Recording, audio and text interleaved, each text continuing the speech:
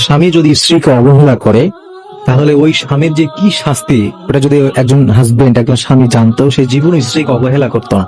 অনেক স্বামী আছে স্ত্রীকে অবহেলা করে, স্ত্রীর কথা শুনতে চায় না। আপনি মনে রাখবেন, যদি কেউ তার একজন স্বামী যদি তার স্ত্রীকে অবহেলা করে তাহলে দুটা জিনিস ঘটে। এর মধ্যে একটা হচ্ছে সে জুলুম করলো, সে তার স্ত্রীর হক গুলো ঠিক মতো আদায় করলো না, স্ত্রীর উপরে জুলুম করলো। আর নাম্বার 2 হচ্ছে সে বান্দার হক নষ্ট করলো। আর এই দুইটার শাস্তি এত কঠিন, এত ভয়াবহ, একজন মানুষ জানলে সেই কখনো আর যাই হোক স্ত্রীকে কখনো অবহেলা করতো না।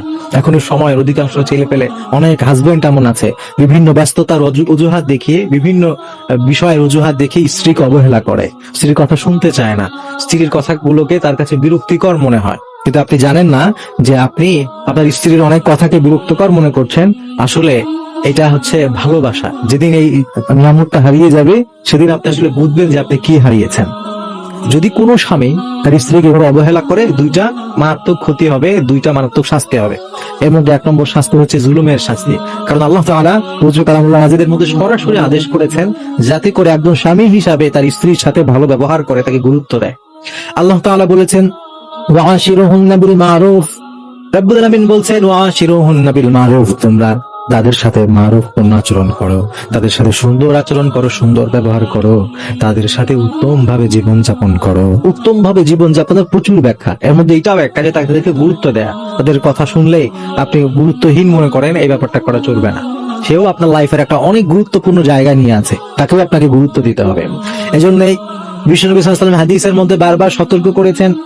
আমার নবী বলতেন ইত্তাকুল্লাহা ফিন নিসা, ইত্তাকুল্লাহা ফিন নিসা। আমার নবী বলতেন নারীদের ব্যাপারে তোমরা সতর্ক থাকবে, আল্লাহকে ভয় করবে। এটার একটা ব্যাখ্যা তো এরকম, যাতে করে নারীদের সাথে অনৈতিকভাবে এমন কোনো কিছুতে জড়িয়ে না পড়ে যেটা আপনার জন্য জাহান্নামের কারণ হয়। আর একটা ব্যাখ্যা হলো নারীদের সাথে, অর্থাৎ আপনার মায়ের সাথে কিংবা আপনার বোনের সাথে, অথবা সব থেকে উত্তম ব্যাখ্যা আপনার স্ত্রীর সাথে আপনি এমন কোনো ব্যবহার করবেন না যাতে করে আল্লাহ তাআলা নারাজ হয়ে যান। এগুলো প্রিয় ভাইয়েরা, আল্লাহ নবী সতর্ক করছেন যে ইত্তাকু, তোমরা আল্লাহকে ভয় করো, ইত্তাকুল্লাহ, আল্লাহকে ভয় করো ফিন নিসা, নারীদের ব্যাপারে। এজন্য নারীর সাথে, আপনি স্ত্রীর সাথে কখনো বাজে আচরণ করা যাবে না। যদি করেন এক নম্বরে জুলুমের শিকার হয়, আপনি জুলুম করলেন। আর জুলুমের শাস্তির ব্যাপারে আল্লাহ তাআলা নবী তিনি বলে দিয়েছেন যে এই জুলুমটা কিয়ামতের দিন অন্ধকার হয়ে আমাদের সামনে আসবে। অর্থাৎ যিনি জুলুম করবে তার সামনে অন্ধকার ছাড়া কোনো আলো সে খুঁজে পাবে না, জান্নাতে যাওয়ার সে কোনো পথ খুঁজে পাবে না। এজন্য 1 নম্বরে জুলুমের সে শাস্তি পাবে। আর 2 নম্বর হচ্ছে বান্দার হক নষ্ট করলো। আল্লাহ তাআলা বলেছেন যেটা এমন গুনাহ আছে যেটা আল্লাহ তাআলা মাফ করেন না। এর মধ্যে একটা হচ্ছে এই বান্দার হক নষ্ট করে। এটা এমন একটা গুনাহ, কোনো বান্দা মাফ না করলে আল্লাহ তাআলা কখনোই মাফ করবে না। যতই একটা মানুষ তওবা করুক না কেন, যতই কান্নাকাটি করুক, কেউ যদি বান্দার হক নষ্ট করে, আল্লাহ তাআলা যতক্ষণ পর্যন্ত ওই বান্দা না ক্ষমা করছে, আল্লাহ তাআলা ক্ষমা করবেন না। তেমনি প্রিয় ভাইয়েরা, স্ত্রীর সাথে কখনোই বাজে আচরণ করবেন না, স্ত্রীকে অবমূল্যায়ন করবেন না। আপনি মনে রাখবেন নবী করিম সাল্লাল্লাহু আলাইহি ওয়াসাল্লাম তিনি গোটা বিশ্বের, গোটা ব্রহ্মাণ্ডের, গোটা জান্নাতের, দুনিয়ার সব জায়গার রাহমাতুল লিল আলামিন হওয়ার পরেও তিনি তার স্ত্রীর সাথে নবীদের মতো বিশাল কোন সেনাপতি, বিশাল কোন রাষ্ট্রপ্রধান, রাষ্ট্রনায়ক এরকম করে আচরণ করেন নাই।